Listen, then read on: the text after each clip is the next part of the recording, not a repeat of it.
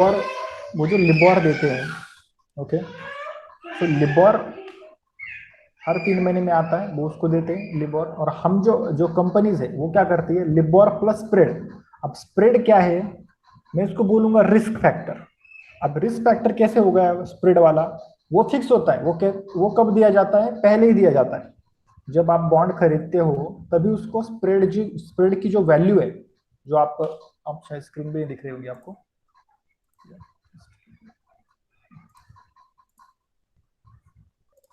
जो उसकी जो वैल्यू है स्प्रेड वाली, वो पहले ही दी जाती है।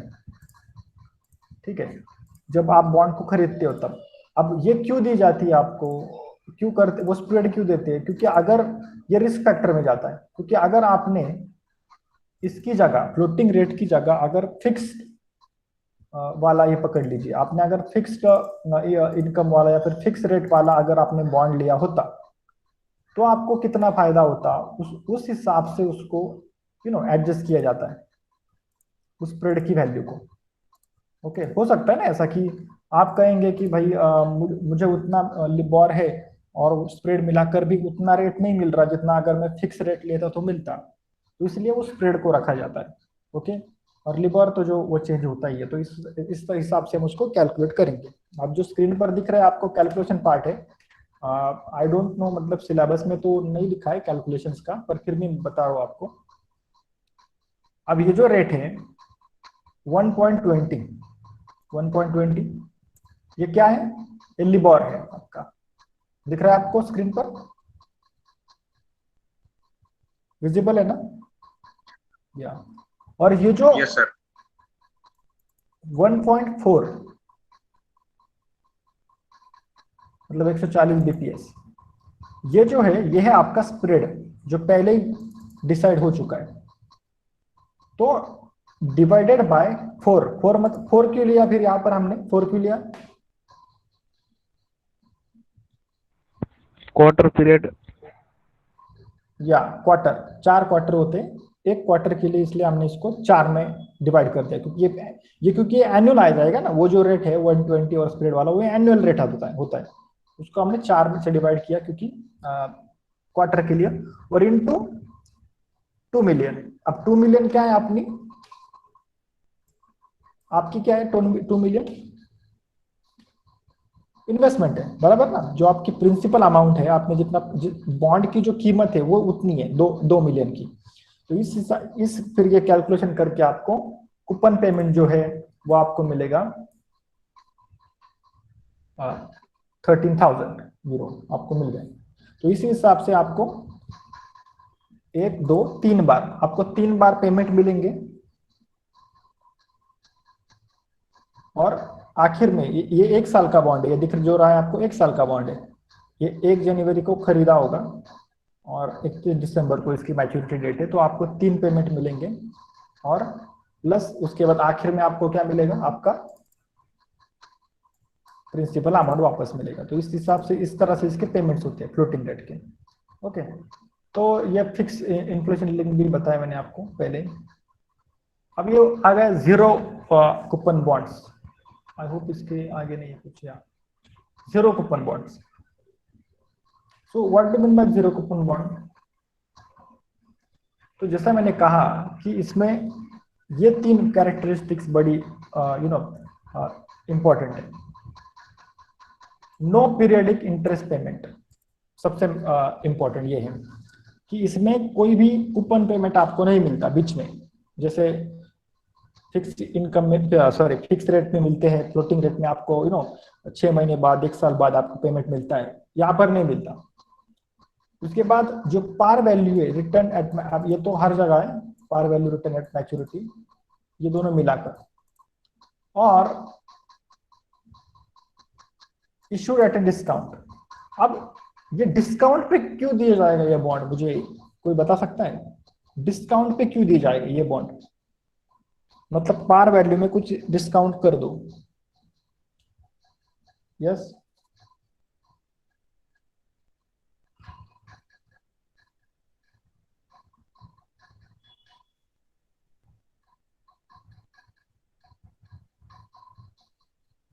एनीवन,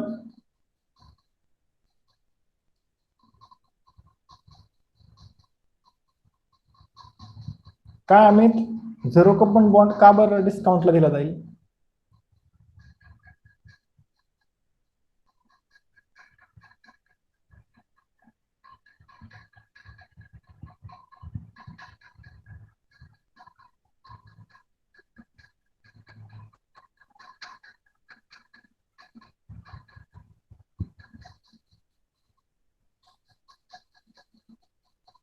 यस मेगा, उस इंटरेस्ट मतलब क्या, उसका इंटरेस्ट क्या? रिमेम्बर, उसका जो इंटरेस्ट पेमेंट है वो फ्लोटिंग नहीं है, उसका फिक्स ही रेट है उसका, उसके इंटरेस्ट का।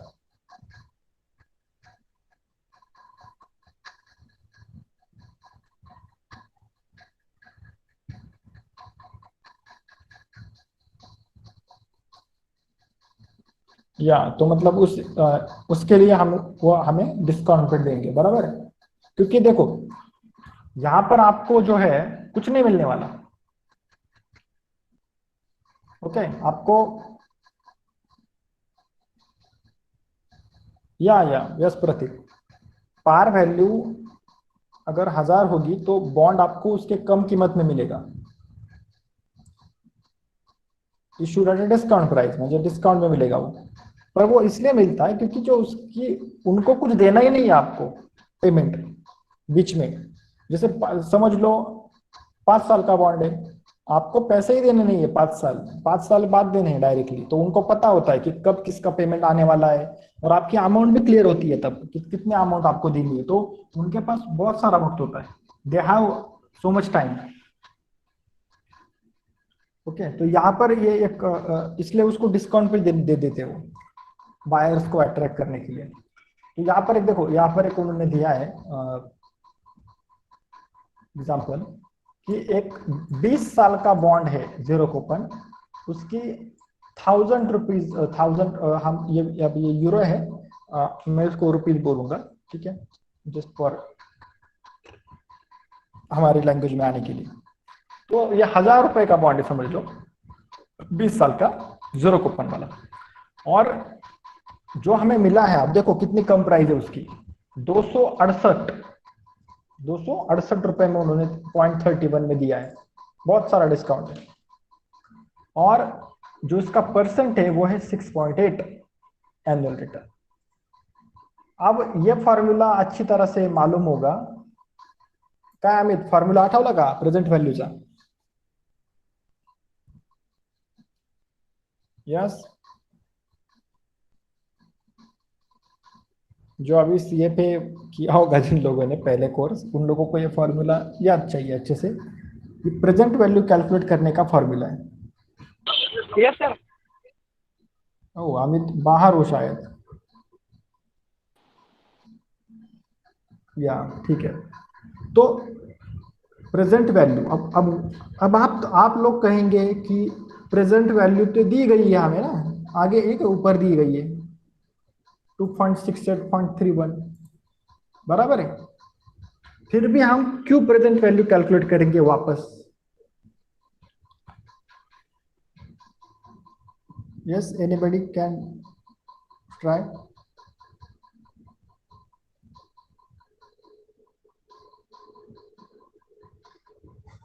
Why we are going to calculate present value again?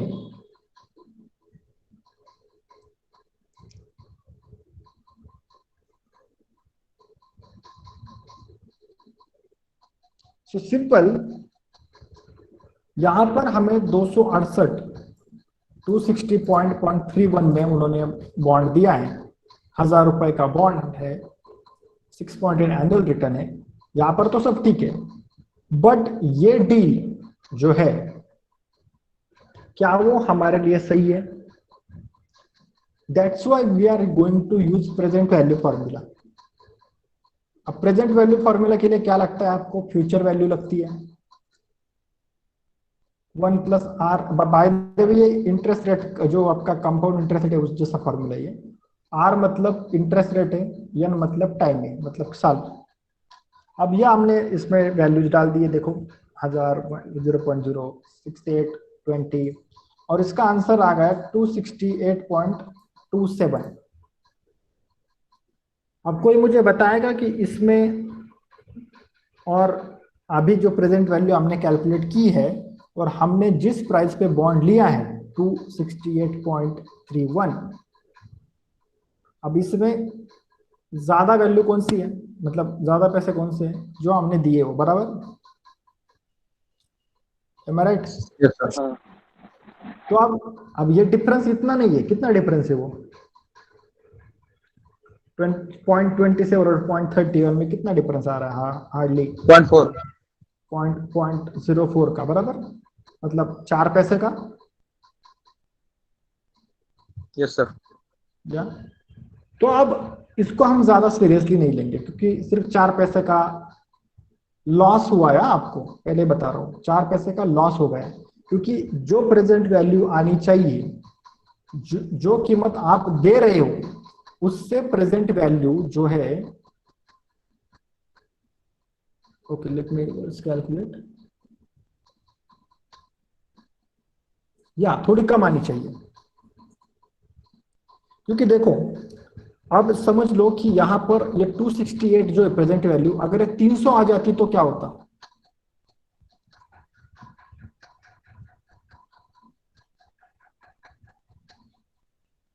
आ जाती तो क्या होता, तो आप फायदे में हो। देखो क्योंकि आपने पे किए हैं 268 पर प्राइस आ रही है 300, इसका मतलब आपने करीबन 30 रुपए बचाए आपने। पर अगर ये जो प्राइस है अगर ये कम आ जाती, या यहाँ पर 27 है इसलिए कुछ नहीं, सिर्फ 4 पैसे का लॉस हुआ है, हमें जाने दो, कोई बात नहीं। पर अगर ये जो प्राइस है अगर ये 200 आ जाती तो क्या होता, मतलब 200 की चीज है, या 200 की चीज है और हमने कितने दिए उसको 268,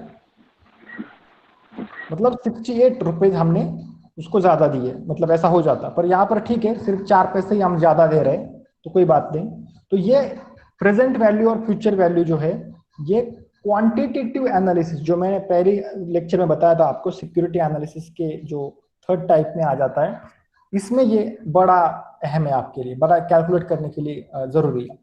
इसलिए इसके फॉर्मूला भी अगर किसी को लिखना है तो लिख लो, प्रेजेंट वैल्यू फ्यूचर का, देखो यहाँ पर दिया हुआ है, अगर किसी को लिखना है तो आप लिख लीजिए, ठीक है।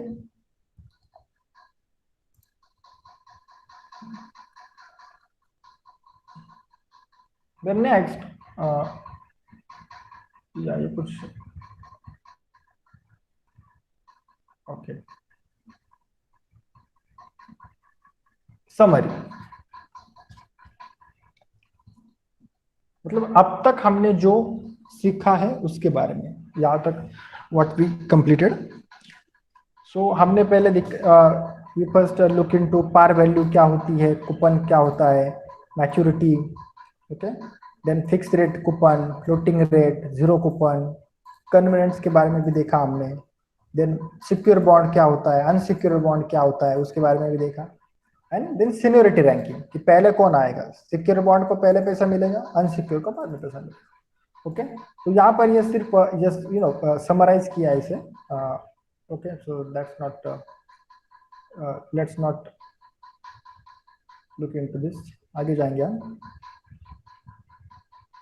तो अब ये जो है कुछ अलग बॉन्ड्स भी होते हैं, अब 3 बॉन्ड तो हमने देख लिए, फिक्स रेट, फ्लोटिंग रेट और जीरो कूपन का, और कुछ उससे भी कुछ अलग फीचर्स के भी बॉन्ड होते हैं, ओके। तो उसमें से जो पहला बॉन्ड है वो है कॉलेबल बॉन्ड, ओके। अब कॉलेबल बॉन्ड मतलब इसमें शब्द में ही लिखा है ये कॉलेबल, कॉल मतलब क्या, बुलाना। यहां पर जो कॉलेबल बॉन्ड्स है ये कंपनी वापस बुला सकती है, ओके, वापस बुला सकती है। मतलब 5 साल का बॉन्ड है, 2 साल में ही कंपनी को लगा कि भाई कोई जरूरत नहीं है बॉन्ड की, चलो हम अपने बॉन्ड्स वापस बुला लें, मतलब वो इन्वेस्टर को बोल देंगे कि भाई हमको नहीं रखना, हमको बॉन्ड वापस चाहिए अपना, अपने पैसे ले लो आप। तो रिमेंबर, जब भी आप कॉलेबल बॉन्ड्स को जब कंपनी वापस बुलाएगी तो उसको ज्यादा पैसा देना पड़ता है, मतलब ज्यादा इंटरेस्ट से, यहां पर ही लिखा है, मतलब पार वैल्यू तो आपको देनी पड़ती ही है प्लस कॉल प्रीमियम, क्योंकि देखो इन्वेस्टर ने नहीं कहा कि हमें बॉन्ड नहीं चाहिए, आपने कहा है कि हमें बॉन्ड वापस चाहिए। तो इसका मतलब जो डिमांड किसकी तरफ आ गई, उसकी तरफ गई, मतलब सॉरी आपके तरफ आ गई, सप्लाई वो करेगा। इसलिए आप अब बैकफुट पे आ गए हो क्योंकि आपने उसको बुलाया वापस, इसलिए आप उसको ज्यादा पैसा दोगे। ओके, तो ये टोटल आप कॉल प्राइस जो है आप अनाउंस करोगे कि हमने जो 5-5 साल के बॉन्ड है, हमने ऐसा आपको ऐसे प्रेस रिलीज देनी पड़ती है बाय द वे कि हम उन बॉन्ड को वापस बुला रहे हैं। इसके लिए हमने 1 लाख का बॉन्ड है तो हम 1 लाख प्लस थोड़ा अगर 2 साल हुए तो हम क्या करेंगे, 2.5 साल का उनको इंटरेस्ट दे देंगे, आधे साल का ज्यादा। तो इस तरह से हम कॉल प्रीमियम देंगे और कॉल प्राइस उसकी अनाउंस कर देंगे। दूसरा पुटेबल बॉन्ड होता है, मतलब कि क्या, अब ये उल्टा है। अब हम इन्वेस्टर जो होते हैं, हमें बॉन्ड नहीं चाहिए, हमको वापस दे देना है।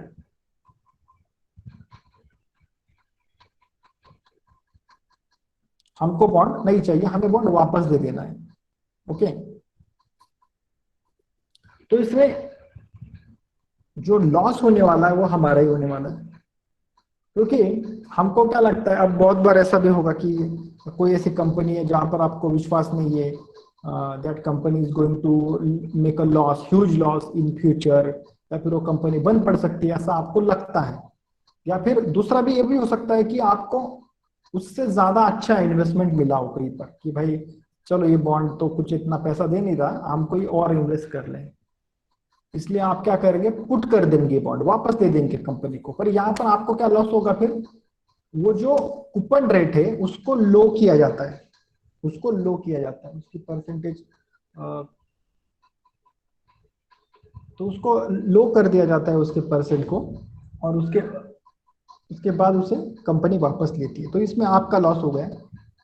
पर ये तभी होता है जब investor is concern about loss in value, मतलब इंटरेस्ट रेट अच्छा नहीं मिल रहा आपको कंपनी से, या कंपनी का कुछ फ्यूचर आपको ठीक नहीं लग रहा, तब ऐसा आप कर सकते हो। ठीक है, तो ऐसे दो बॉन्ड है, कॉलेबल एंड पुटेबल।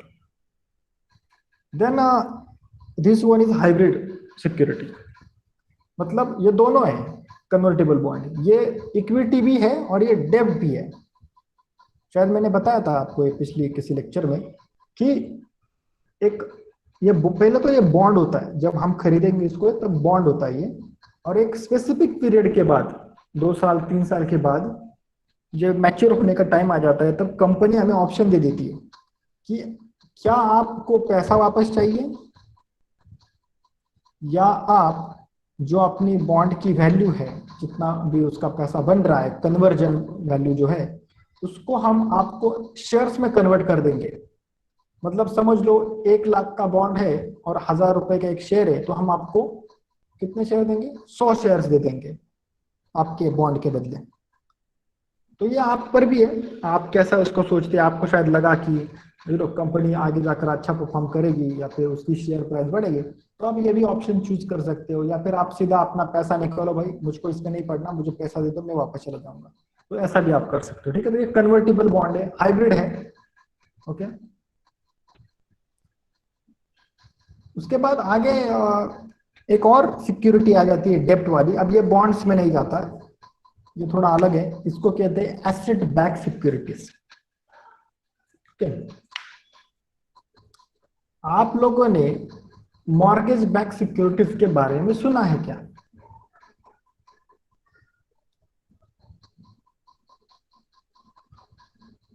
यस,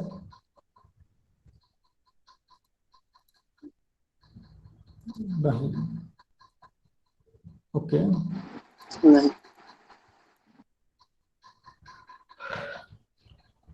सो अब इसमें बहुत सारे अलग भी है, क्रेडिट कार्ड रिसीवेबल भी है, ऑटो लोन भी है, कॉर्पोरेट बॉन्ड है, पर मैं उसमें सिर्फ मॉर्गेज के बारे में बोलूंगा। अब क्या होगा कि शायद मैंने बताया होगा पहले किसी लेक्चर में कि समझ लो आपके शहर में सबसे ज्यादा लोन्स कौन देता है, होम लोन कौन सी बैंक देती है?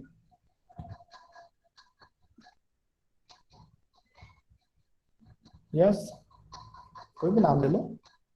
Other finance, SBI. Okay, other SBI, other SBI तो फाइनेंस। एसबीआई।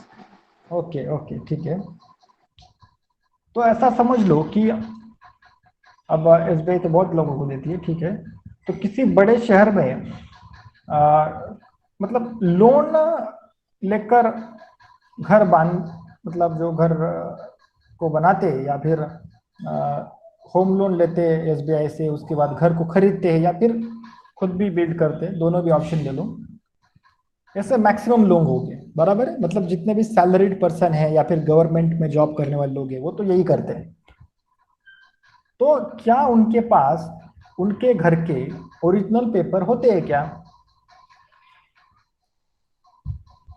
लोन करने के बाद नहीं रहते सर, ठीक है, तो कहाँ जाते हैं वो पेपर? वो बैंक के पास डिपॉजिट हो जाते हैं सर। क्यों?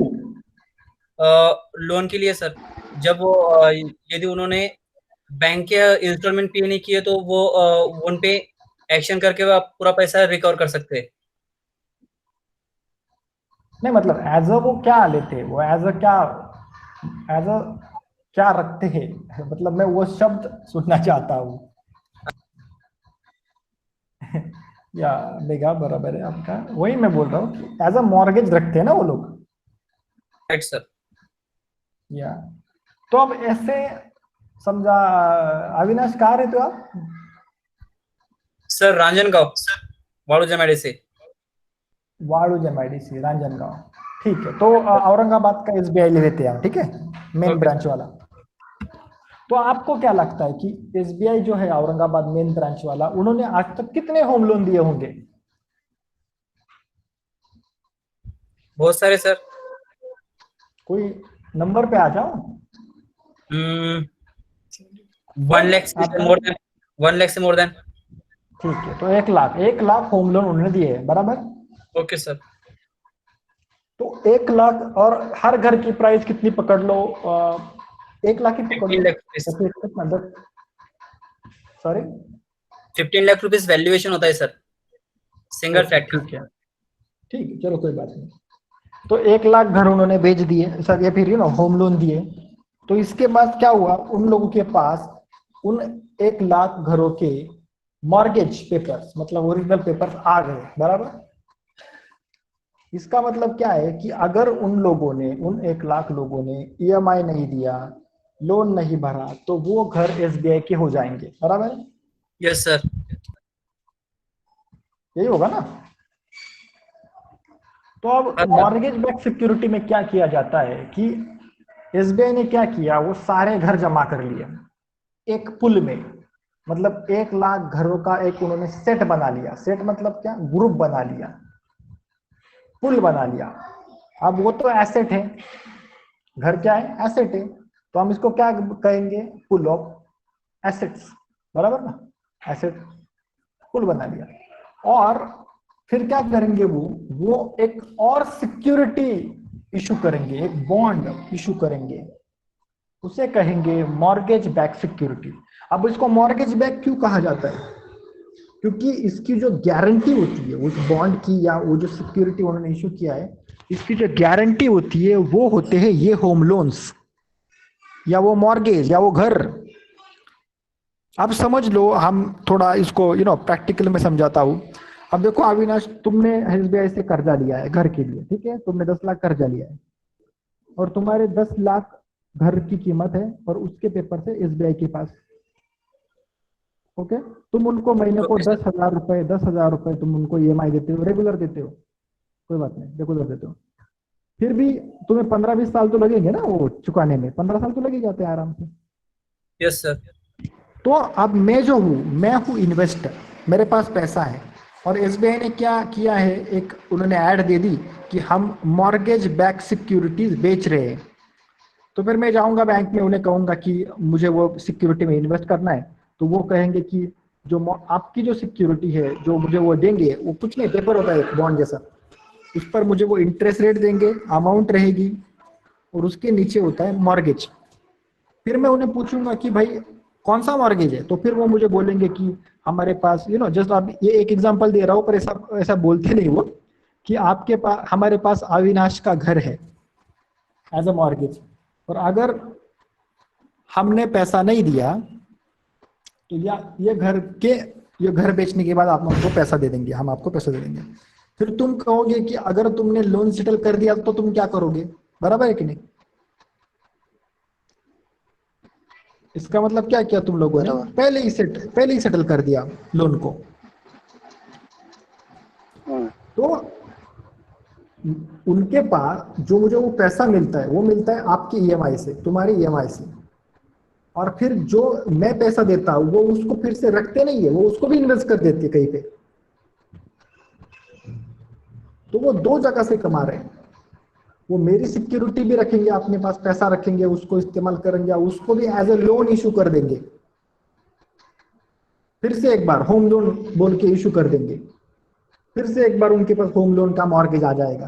तो ये इस तरह से वो साइकिल काम चलता है। और भाई जो 2008 की जो रिसेशन आई थी अमेरिका में स्पेसिफिकली, वो आई थी इसी सिक्योरिटी की वजह से, मॉर्गेज बैक सिक्योरिटी। क्या किसी को मालूम है उसकी स्टोरी?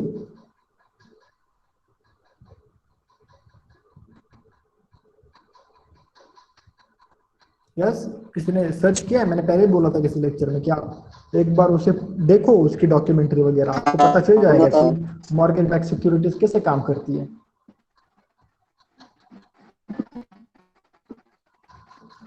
ओके, सो देखिए, आज देखिए और मुझे कल बताइए, ठीक है? या तो ये इस तरह से वो काम करते हैं एसेट बैक सिक्योरिटीज, ठीक है? और मुझे फिर क्या मिलेगा, एक स्पेसिफिक पीरियड टाइम के बाद मैं इन्वेस्टर हूँ तो मुझे मेरा पैसा और थोड़ा जो उसका इंटरेस्ट हो वो मुझे मिल जाएगा, ठीक है? तो ऐसे एसेट बैक सिक्योरिटीज काम करती है। तो ये अब तक की समरी है नए वाले बॉन्ड्स की, callable bond, puttable bond, convertible bond, inflation वाले बॉन्ड और सिक्योर। ये जो सिक्योरिटाइजेशन है वो ये इसी को बोलते हैं वो pool of assets, pool of securities.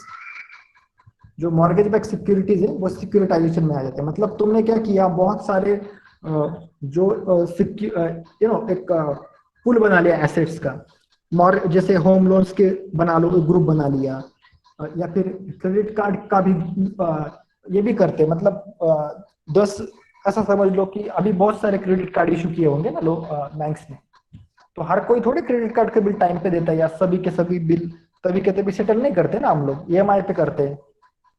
तो उसको भी एज तुम मॉर्गेज बना के उसको भी पुल बना सकते हो। या फिर और कौन सा दिया था उन्होंने टाइप, ऑटो लोन्स का, मतलब गाड़ियों के लोन्स का, कॉर्पोरेट बॉन्ड्स का भी बना सकते हो तुम। ओके, तो ये भी कर सकते हो तुम लोग। सर यस, मग सर ते आपण ज्या वेळेला आता मॉर्गेजचं जे सांगितलं ते ती सिच्युएशन तर मला ऍक्च्युअली माहिती होती, बट त्याच्यामध्ये आपण जेव्हा होम लोन घेतो तेव्हा रजिस्ट्री डिपॉझिट करत असतो सर, मग रजिस्ट्री डिपॉझिट करणं म्हणजे एक प्रकारचे मॉर्गेज आहे का? या कारण ओरिजिनल पेपर त्यांच्याकडे असतात, आणि तुम्हाला जर तुमच्यापैकी जर कोणी तुमच्या पॅरेंटने जर कधी म्हणजे लोन सेटल केलं असेल कोणी तुमच्या आसपास, तर त्यांच्याकडे जा आणि त्यांच्याकडे एक पेपर असतो, त्याला म्हणतात कर्ज निरंक दाखला मराठीमध्ये, म्हणजे लोन सेटलमेंट डॉक्युमेंट। जोपर्यंत तुम्हाला ते भेटत नाही त्यांच्याकडून तोपर्यंत तुमचं ते घर होत नाही। Okay sir. आणि राहिली गोष्ट त्यांच्याकडे जे असतं ते सगळंच असतं, रजिस्ट्री असतो, ते जे घर ज्या जागेवर बनले त्या जागेचा उतारा असतो, त्यानंतर इंजिनियरचा प्लॅन असतो, जे घर बनवण्यासाठी इंजिनियरचा प्लॅन लागतो, ते सगळं त्यांच्याकडे असतं। Right sir. या आणि त्याच्यासोबत एक बॉन्ड असतो, तुम्ही त्यांच्यासोबत बँकेसोबत तुम्ही बॉन्ड केलाय की मी यांच्याकडून एवढं कर्ज घेतोय, ते सगळं त्याच्यामध्ये दिलेलं असतं। आणि ज्यावेळेस तुम्ही लोन सेटल करता तुम्हाला तुमचे डॉक्युमेंट्स भेटतात आणि त्यांच्याकडून एक सर्टिफिकेट भेटतं त्या बँकेकडून की यांनी आमचं लोन दिलेलं आहे, म्हणजे लोन क्लिअर केलेलं आहे। ओके, आणि त्याच्यावरती एक शिक्का मारतात त्या ओरिजिनल डॉक्युमेंटवर किंवा त्या सर्टिफिकेट की मॉर्गेज फ्री, म्हणजे लोन वगैरे यांचं क्लिअर झालेलं आहे, हे यांचंच घर आहे मालकीचं। ठीक आहे, बघू शकता तुम्ही डॉक्युमेंट जर तुमच्या आसपास कुणी असं केलं असेल तर। Okay sir. ओके, आता मी जो आता स्क्रीनवर तुम्हाला जे दिसतंय, आता हे खरं सांगायला तर तुमचा पार्ट नाही आहे, म्हणजे तुमच्या सिलेबस मध्ये नाहीये, पण तरी एक फॉर्म्युला तुम्हाला लिहायचा तर लिहा. हे बॉन्ड फिक्स रेट बॉन्ड जो आहे त्याचा हा फॉर्म्युला आहे, किंवा झिरो कुपन बॉन्डचा हा फॉर्म्युला आहे. ओके, म्हणजे व्हॅल्युएशनचा किती रुपये तुम्हाला किती व्हॅल्युएशन होते याचं, valuation of fix rate bond. तर हे सीएफ म्हणजे कॅश फ्लो, म्हणजे कुपन पेमेंट आहे बाय द वे, दर 6 महिन्याला जे भेटतं. इथं जो आर आहे तो आहे तुमचा इंटरेस्ट रेट. ओके, आणि त्यानंतर हे जे आहे 1 म्हणजे इथं जो वरती असतो तो असतो इयर, म्हणजे 1 वर्ष, 2 वर्ष, 3 वर्ष असं. आता लक्षात ठेवा की हा जो आर आहे हा तुम्हाला घ्यावा लागतो अर्धा. आता अर्धा का बरं घ्यायचा, हाफ का बरं घ्यायचा? यस सर डिस्काउंट म्हणून. नाही रे, जो बॉन्डचा जो इंटरेस्ट भेटतो तो 6 महिन्याला भेटतो ना तुम्हाला, येस राईट सर. म्हणजे वर्षातून 2दा म्हणून.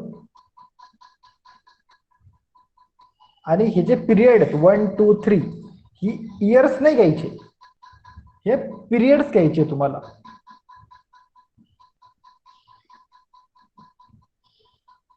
कळलं? पिरियड्स म्हणजे 3 वर्षाचे 6 पिरियड, 5 वर्षाचे 10 पिरियड्स. कळलं? ते असं एन म्हणजे वाढत जाईल, जेवढे वर्ष त्याच्या दुप्पट तुम्हाला पिरियड घ्यावे लागतील. तर असा एक फॉर्म्युला आहे, जस्ट लक्षात ठेवा. त्याचं कॅल्क्युलेशन वगैरे तर काही नाहीये तुम्हाला. हा सेम इल टू मॅच्युरिटीचा पण आहे. आय डोंट नो हा आहे की नाही तुम्हाला, पण नाही हा नाहीच इंटरेस्ट. म्हणजे हे खरं जर मला बघावं लागेल आहे की नाही. ठीक आहे, हा मेन पार्ट आहे आपला. रिस्क काय आता? आता सगळेजण तुम्ही म्हणता की डेब्ट सिक्युरिटी सेफ आहे इक्विटीपेक्षा, मग त्याच्यामध्ये काही रिस्कच नाही का? हा, तर आहेत. So what are the risk for the डेब्ट securities? First one is credit risk, then interest rate, then inflation risk, liquidity risk, reinvestment, and call risk. So we are going to look into first credit risk. Okay, so it is also called as default risk, means issuer ने पैसे ही नहीं दिए, या फिर उसने time पे पैसे नहीं दिए, या आधे ही पैसे दिए, या कोई कूपन पेमेंट होता है ना 6 महीने वाला, वो ही नहीं दिया. हो सकता है कि नहीं? ऐसा हो सकता है ना?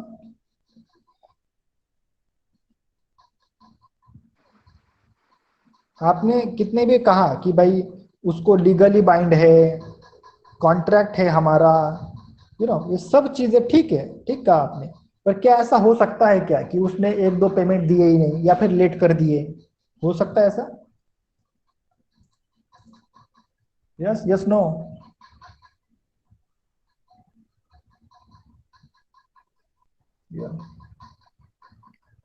M I audible clearly? मतलब मेरी आवाज आ रही ठीक से? या तो ये क्रेडिट रिस्क मतलब क्या है कि डिफॉल्ट पेमेंट कर देना कोई एक. उसके बाद ये तो क्रेडिट रेटिंग है, मतलब बॉन्ड्स को भी क्रेडिट रेटिंग दी जाती है, डिफॉल्ट ना हो इसलिए. ट्रिपल ए सबसे हाईएस्ट होती है. ओके, तो इस हिसाब से triple A, double A minus, यहाँ तक उनको इस तरह से दी जाती है. ये कंपनी देख लो, S&P, मूडीज, फिच, ये कंपनी आपने भी सुनी होगी.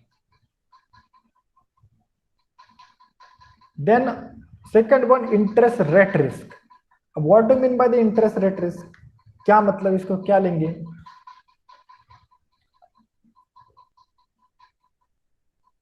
कि अगर समझ लो कि 6% ने आपने बॉन्ड लिया है, बराबर, 6% से आपने बॉन्ड लिया है, मगर अगर बैंक का रेट आरबीआई ने कल बोल दिया कि हमने एफडी के रेट 8% कर दिए, तो आप क्या करोगे?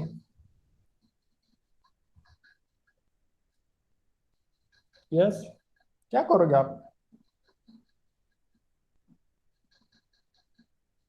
गायत्री, काय करशील तू? जास्त काढेल सर. नाही ना, तू ऑलरेडी बॉन्ड घेतलेला आहे. आणि इकडं दुसऱ्या दिवशी आरबीआयची न्यूज आली की 8% आम्ही तुम्हाला एफडी द्यायला तयार आहे, एफडी बँकेतली, आणि बॉन्ड तू 6% घेतलाय, तू काय करशील आता? बॉन्ड काढून घेईल आणि तो एफडी मध्ये कन्वर्ट करेल. ते बॉन्ड पैसे काढून इन्व्हेस्ट. घेईल म्हणजे काय? तुला आता कंपनीला बॉन्ड देता येणार आहे का? नाही, तुला तो विकावा लागेल ना मार्केटमध्ये, बरोबर? आता असंच जसं तू बॉन्ड विकायला काढला, असे बरेच जण विकायला काढतील ना. म्हणजे याने काय होईल की बॉन्डचे किमती पडतील, हो. बरोबर आहे ना? बॉन्डच्या किमती पडतील कारण सगळेजण विकताय. तर मग असं झालं तर काय? तर अशा ही जी सिच्युएशन आहे याला म्हणतात इंटरेस्ट रेट रिस्क.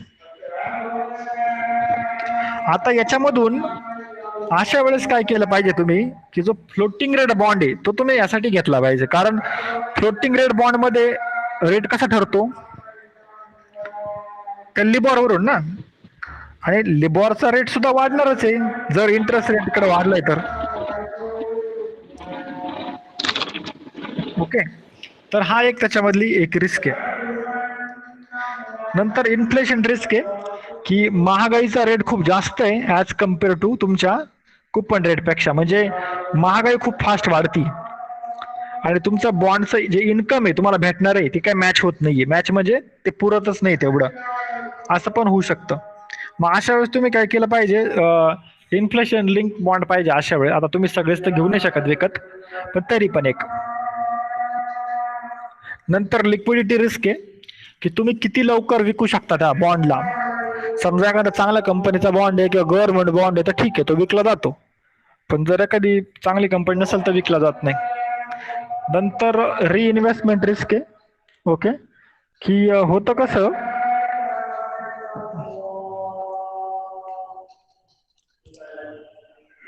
ज्यावेळेस इंटरेस्ट रेट पडायला सुरुवात होती, ओके, इंटरेस्ट रेट पडायला सुरुवात होती आणि त्याच वेळेस जर तुम्हाला कुपन पेमेंट भेटले आणि तुम्हाला ते वापरायचे नाहीये, तुम्हाला ते इन्व्हेस्ट करायचे, तर तुम्हाला खूप रिस्क येऊ शकते. कारण बाहेर कुठे इन्व्हेस्ट करायला जागा नाहीये, कारण तिथले इंटरेस्ट रेट कमी आहे बॉन्ड पेक्षा, आणि बॉन्ड मध्ये तर परत तुम्ही इन्व्हेस्ट नाही करू शकत, रिइन्व्हेस्ट नाही करू शकत. तर तेव्हा हा पण एक इश्यू आहे रिइन्व्हेस्टमेंटचा, की तुम्ही ते पैसे आलेले कुठे इन्व्हेस्ट कराल जर ऑलरेडीच रेट कमी आहे तर. आणि सर्वात शेवटी आहे कॉल रिस्क, प्रीपेमेंट रिस्क. म्हणजे काय की समजा कंपनीने तुमच्या लक्षात पण नाही आता आज फोन करून सांगितलं की सर आम्ही बॉन्ड परत घेतोय, द्या परत बॉन्ड आम्हाला, मग काय करशाल? आहे की नाही कॉल रिस्क? तर हा एक त्याच्यापैकी शेवटची रिस्क आहे. ओके, तर असे आपण बघितलं रिस्कचे टाइप्स वगैरे, आणि हा होता तुमचा मेनली डेप्ट इन्व्हेस्टमेंट, फक्त डेप्ट सिक्युरिटीज. आय होप याच्यामध्ये काही ठीक आहे. हा तर पॉईंट संपलेला आहे आपला डेप्ट सिक्युरिटीजचा, मी तुम्हाला सगळं सांगितलं. काही कोणाला काही क्वेश्चन असेल तर तुम्ही आता विचारू शकता.